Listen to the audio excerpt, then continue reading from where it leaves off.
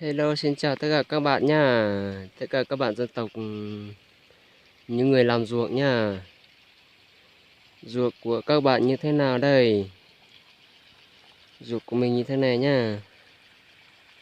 Ruộng bậc thang, dốc ơi là dốc.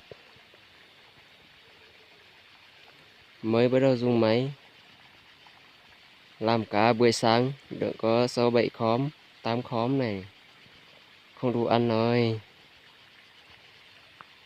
Bờ ruộng rất là nhiều luôn.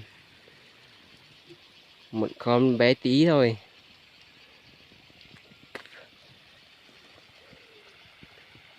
Quê mình ở như thế này nha.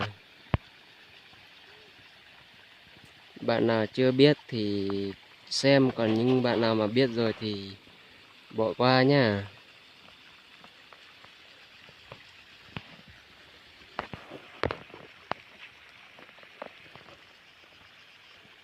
Hôm nay sương mù,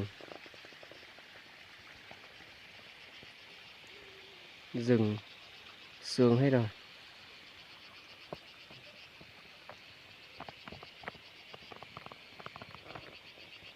Mương ở đây này.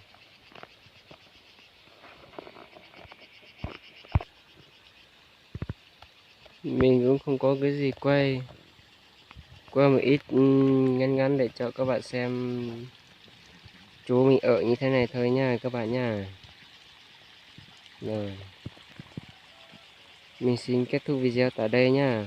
Xin chào tất cả các bạn anh em cùng xem video của mình nha. Xin cảm ơn.